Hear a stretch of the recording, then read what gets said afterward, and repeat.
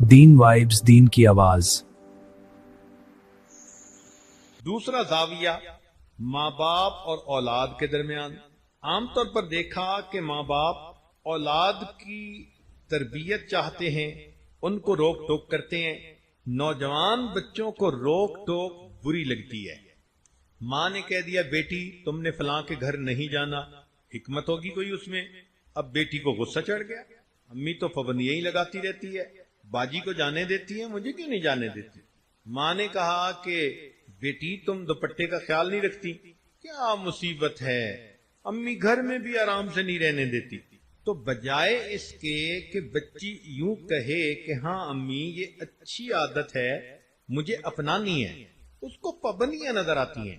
जब नफ्स के अंदर अनानियत होती है तो इस्लाह की हर बात बंदे को बुरी लगती है।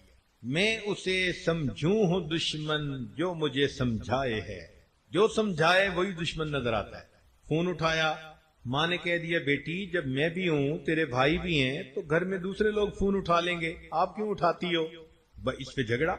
माँ ने कह दिया कि दस्तरखान पे बैठे हुए कि फलां चीज कम है लेके आओ, हर वक्त मुझे ही काम कहा जाता है, मुझे सुकून से अम्मी खाना भी नहीं खाने देती। तो नौजवानों की थिंकिंग भी अजीब होती है। तो कई मर्तबा तो रोक टोक पे इनको दुख होता है, हालांकि माँ बाप इनके मोहसिन होते हैं, वो इनको अच्छी बातों पे रोक टोक कर रहे होते हैं, मगर ये उस बात को समझ नहीं रहे होते। लिहाजा रोक टोक से दिल का तंग होना ये इंतहाई बुरी बात है। रोक टोक को अपने लिए बेहतर समझिए। नौजवान बच्चे ये समझें कि शुक्र है हमारे करीब कोई ऐसा है कि जो हमें गलती होने से पहले उससे बचा लेता है। हर बंदे को तजर्बात करने की जरूरत नहीं। जिंदगी के नफा नुकसान के तजर्बे हर किसी को करने पड़े तो मुसीबतों में से गुजरना पड़ जाए, जिल्लतें उठानी पड़ जाएं, परेशानियां सर पे आ जाएं, हर एक को नफे नुकसान के तजर्बे करने की जरूरत नहीं। माँ बाप ने धूप पे बाल सफेद नहीं किए होते, जो जिंदगी के वो तजर्बे कर चुके, औलाद को चाहिए कि बस उनसे फायदा उठाए, माँ बाप की बात का लिहाज रखे। इसलिए माँ बाप की बात को ध्यान से सुनना अच्छी आदत है, और उनकी बात को दरमियान में काट देना ये इंतहाई बुरी बात है। नौजवान बच्चों को ये भी देखा कि उनका दिल चाहता है कि मुझे हर मशवरे में शामिल किया जाए। क्योंकि टीनेजर हो जाते हैं तो वो समझते हैं कि जी घर के मशवरे में मेरी बात ही नहीं सुनते, मुझसे कोई पूछता ही नहीं। ये छोटा कहता है जी बड़े भाई से तो पूछ लेते हैं, मुझसे कोई पूछता ही नहीं। ये उम्र ही ऐसी है कि इस उम्र में बंदा चाहता है कि या तो मेरी बात मानी जाए, अगर मान लो तो बच्चे के अंदर एहसास बर्दरी आ जाएगा, वो ये समझेगा कि बस मेरी ही बात मानी जाती है, मैं सुपीरियर हूं दूसरों से। और अगर ना मानी जाए तो उसमें एहसास कमतरी आ जाता है, डिप्रेशन का शिकार। तो दोनों बातें अजीब। इसमें तहम्मुल मिजाजी काम आती है कि माँ बाप अक्लमंदी के साथ बच्चे को डील करें, न उसमें एहसास बरतरी पैदा होने दें, न उसमें एहसास कमतरी पैदा होने दें। क्योंकि उम्र ऐसी है कि फौरन गुस्सा आता है, और नौजवान बच्चों को जब गुस्सा आता है तो लगता है कि कहीं से कोई सैलाब आ गया है। उसी वक्त एक दूसरे से जुदा होने की बातें करते हैं, घर से निकल जाने की बात करते हैं, बस मरने मारने पे तुल जाते हैं। इनका गुस्सा इनके कंट्रोल में नहीं होता। चुनांचे हज़रत शेख हदीस रहमतुल्लाह अलैह ने फजाइल जिक्र में या किसी और किताब में वाकया लिखा है कि एक अल्लाह वाले थे, कब्रिस्तान के करीब से जाते हुए उन्होंने कुछ पढ़ के कब्रिस्तान वालों को बख्श दिया। रात ख्वाब देखा कि वही कब्रिस्तान वाले हैं, और एक आदमी आता है जैसे कोई डाक तकसीम करने वाला डाकिया होता है, और सब उसकी तरफ भाग पड़ते हैं जैसे डाक लेने के लिए हो। एक बंदा पीछे आराम से बैठा होता है, वो पूछता है क्या मामला। वो कहते हैं कि ये फरिश्ता आया है, रोजाना की जो डाक आई है ना नेकियों की, जो औलाद ने, रिश्तेदारों ने, दोस्तों ने किए, लिहाजा वो अमाल नेकियां मिलती हैं तो ये सब लोग जाते हैं कि नेकियां मिलेंगी, हमारा दर्जा बढ़ेगा। उसने कहा कि आपको जरूरत नहीं है। कहने लगा हाँ मैं ले लूंगा, मगर मेरा एक बेटा है जिसे मैंने कुरान पाक का हाफिज बनाया, اس کی دکان ہے، وہ سارا دن دکان پہ بیٹھا رہتا ہے اور ساتھ ساتھ قرآن پڑھتا رہتا ہے، تو مجھے اتنی نیکیاں مل جاتی ہیں کہ میں بعد میں لے لوں گا۔ اس نے کہا بیٹا کہاں؟ اس نے کہا فلاں جگہ دکان ہے۔ وہ اللہ والے جب وہاں گئے اگلے دن تو دیکھا کہ ایک نوجوان ہے اور وہ بیٹھا ہوا ہے، گاہک آتا ہے تو اس کو سودا بیچ دیتا ہے، جب گاہک کوئی نہیں ہوتا تو وہ قرآن پڑھنا شروع کر دیتا ہے۔ تو وہ سمجھ گیا کہ میرا خواب سچا تھا، اس بچے کے قرآن پڑھنے سے اس کے والد کو خوب بینیفٹ مل رہا ہے۔ کچھ عرصے کے بعد دوبارہ پھر اسی قبرستان کے قریب سے گزرے، پھر انہوں نے کچھ پڑھ کے بخش دیا۔ رات خواب میں دیکھا کہ اب جب تقسیم ہوا تو سب بھاگے تو وہ بندہ بھی بھاگا۔ انہوں نے کہا آپ بھی بھاگ رہے ہو؟ کہنے لگا ہاں میں اس لیے بھاگ رہا ہوں کہ میرا وہ بیٹا فوت ہو گیا، اب مجھے قرآن پڑھ کے بخشنے والا کوئی ایسا ہے نہیں، تو جو عام ایمان والوں کا ثواب آتا ہے میں بھی اسی میں سے اپنا حصہ لینے کے لیے جا رہا ہوں۔ تو ایمان والوں کے ان اعمال کا ثواب بھی ملتا ہے، اور اصل میں یہ اسی بندے کا اپنا عمل ہوتا ہے۔ یہ ذہن میں رکھنا کہ جو ایمان والے پڑھ کے بخشتے ہیں نا، اس کا ثواب کیوں ملتا ہے؟ اس کا اپنا عمل۔ دیکھو اس نے نیکوں سے تعلق جوڑا۔ وہ بھی تو ہوتے ہیں جن کے مرنے کے بعد پیچھے ریچھ کتے کی لڑائی کرواتے ہیں، میلے لگواتے ہیں، موسیقی کی محفلیں ہوتی ہیں، وہ بھی تو ہوتے ہیں نا، تو ان کو کچھ نہیں ملتا۔ اس بندے نے نیکوں سے محبت کی، یہ اس کا اپنا عمل ہے، اس کی محبت کی وجہ سے اب یہ لوگ اس کو پڑھتے ہیں، اللہ اس کو ثواب پہنچا دیتے ہیں۔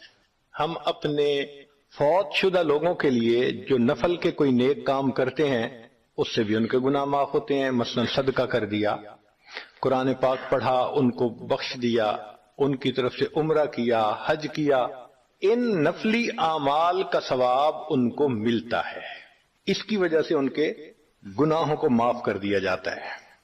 اب ان نوجوان بچوں سے یہ پوچھا جائے کہ آپ کو کس نے پال پوس کر بڑا کیا، تو جواب ملے گا ماں باپ نے۔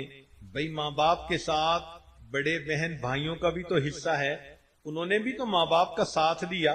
چھوٹے ہوتے ہیں تو بڑی بہن ماں کی طرح اس کا خیال رکھتی ہے، رشتہ دار جو قریبی ہوتے ہیں وہ مورل سپورٹ دیتے ہیں، خالہ پھپھو اور اس قسم کے جو رشتے ہوتے ہیں ان کی مورل سپورٹ ہوتی ہے۔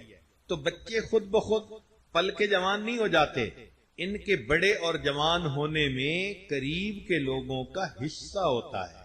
تو جب چھوٹے تھے ہر کام میں محتاج تھے، تب آخر کسی نے تمہارا خیال رکھا نا؟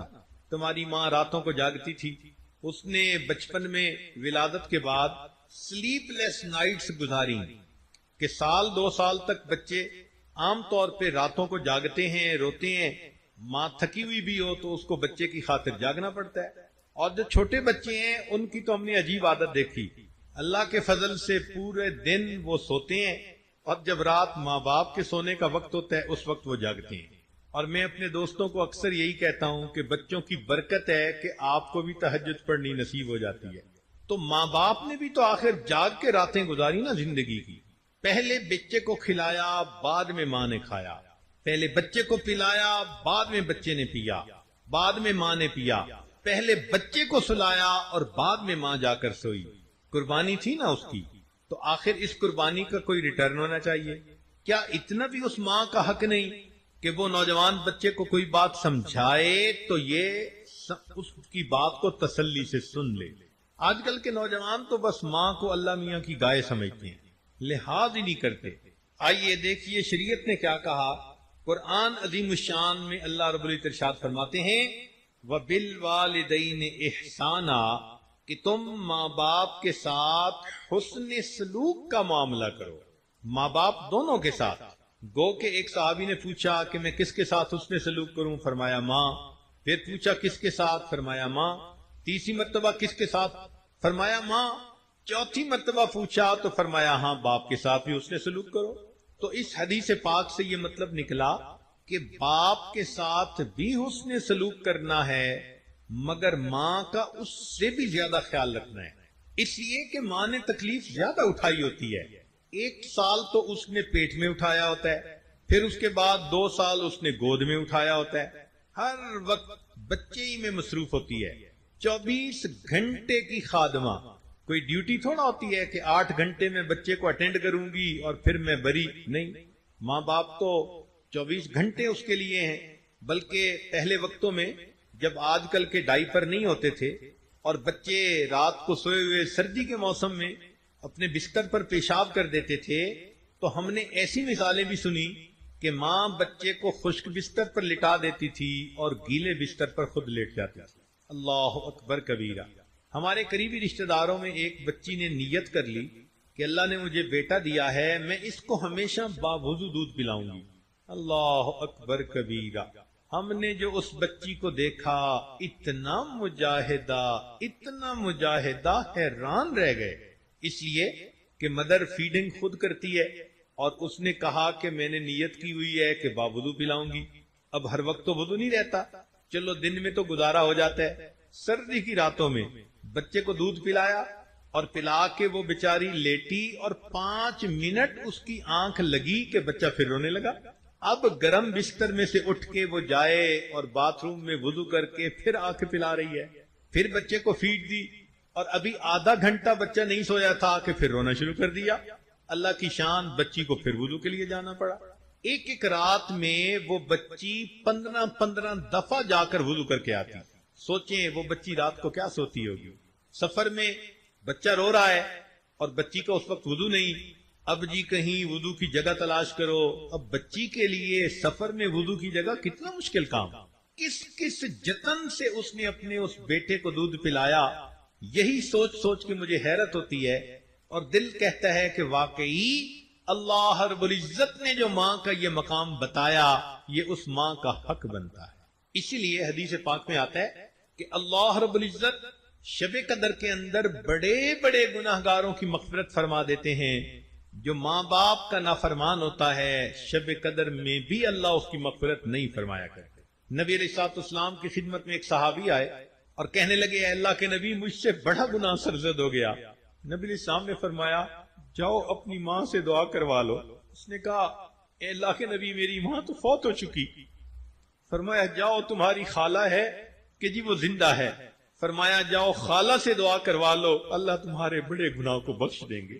سوچئے، جب کبیرہ گناہوں کو اللہ ماں کے ہاتھ اٹھنے پر معاف فرما دیتے ہیں تو اللہ کے ہاں ماں کا کیا مقام ہوگا۔ اس لیے جو شخص اپنے ماں باپ سے حسن سلوک کرتا ہے، اللہ رب العزت اس بندے کی زندگی میں برکتیں عطا فرماتے ہیں۔ حدیث پاک کا مفہوم سنیں اور دل کے کانوں سے سنیں کہ جو شخص اپنے ماں باپ کے ساتھ حسن سلوک کا معاملہ کرتا ہے، اس کی آنے والی اولاد کل اس کے ساتھ حسن سلوک کا معاملہ کرے گی۔ یہ ہے عدل کا بدلہ، جیسی کرنی ویسی بھرنی۔ جو نوجوان بچے بچیاں آج اپنے ماں باپ کی خدمت کریں گی، کل جب ان کی شادیاں ہوں گی اور خود ماں باپ بنیں گے، اللہ ان کو بھی فرما بردار اولاد عطا فرمائے گے۔ کیا مزے کی بات ہے۔ تو اس لیے نوجوان بچے بچیوں کو چاہیے کہ خدمت کر کے ماں باپ کو راضی کریں تاکہ ان کی اولاد ان کو راضی کرے اور اس کے ذریعے سے اللہ رب العزت بھی ان سے راضی ہو جائیں۔ اس لیے شریعت نے کہا کہ ماں باپ اگر فوت ہو جائیں تو بندے کو چاہیے کہ جو ماں باپ کے تعلق والے تھے انسان، ان کے ساتھ حسن سلوک کا معاملہ کرے۔ مثلا ایک بندہ کہتا ہے، میں اپنی ماں کی خدمت نہ کر سکا، فوت ہو گئی، تو بھائی اب آپ اپنی خالہوں کی خدمت کرو۔ جی خالہ بھی کوئی نہیں، تو بھائی ماں جن سے تعلق رکھتی تھی، جن کو وہ اپنے قریب سمجھتی تھی، اگر ان کا اکرام کرو گے تو تمہیں اپنی والدہ کا اکرام کرنے کا ثواب دیا جائے گا۔ یہ عمل اللہ رب العزت کو اتنا پسند ہے کہ انسان کو دنیا کی مصیبتوں سے بھی بچاتا ہے۔ چنانچہ بخاری شریف کی روایت ہے کہ بنی اسرائیل کے 3 بندے سفر پر نکلے، بارش ہو گئی تو اس سے بچنے کے لیے وہ غار کے اندر چلے گئے۔ بارش کی وجہ سے ایک بڑی چٹان جو تھی وہ گری اور غار کے منہ کے اوپر آ گئی۔ اتنی وزنی تھی کہ تینوں نے مل کر زور لگایا مگر وہ ہلتی نہیں تھی۔ اب کوئی وہاں تھا ہی نہیں جو ان کی مدد کرے۔ تینوں زور لگا لگا کے جب تھک گئے، عاجز آ گئے، تو اب ان کو موت آنکھوں کے سامنے نظر آنے لگ گئی کہ غار کا منہ بند ہے، ہم بھوکے پیاسے ایڑیاں رگڑ کر یہیں مر جائیں گے۔ اس وقت انہوں نے سوچا کہ اللہ رب العزت کے سامنے کوئی اپنے عمل پیش کرو کہ جن عملوں کو قبول کر کے اللہ ہمیں اس مصیبت سے نجات دے دے۔ چنانچہ انہوں نے اپنے اپنے عمل پیش کیے، جن میں سے ایک نے یہ کہا میں بکریاں چراتا تھا اور جب گھر واپس آتا تو میں اپنی والدہ کو دودھ دیا کرتا تھا۔ ایک رات جب میں آیا تو والدہ سو چکی تھی، میں دودھ لے کر کھڑا رہا کہ والدہ کی آنکھ کھلے گی تو میں دودھ دوں گا۔ اللہ وہ پوری رات سوئی رہی، ان کی آنکھ نہیں کھلی اور میں پوری رات ہاتھ میں دودھ کا گلاس لے کے انتظار کرتا رہا۔ میرے اللہ، اگر یہ میرا عمل آپ کو پسند ہے، ہمیں اس مصیبت سے نجات دیجئے۔ تو اس عمل کی برکت سے اللہ رب العزت نے تیسرا حصہ غار کا جو منہ تھا اس کو کھول دیا۔ پھر دوسرے نے اپنا عمل پیش کیا کہ ایک کزن تھی، میرا اس کے ساتھ نفسانی شیطانی شہوانی تعلق تھا، میں نے کسی ہیلے بہانے سے اس کو زنا پر آمادہ کر لیا۔ جب میں زنا کرنے لگا تو اس وقت اس نے مجھے کہا کہ تم اللہ کی مہر کو کیوں توڑتے ہو؟ جو چیز شریعت میں تمہارے لیے حرام ہے تم اس کا ارتکاب کیوں کرتے ہو؟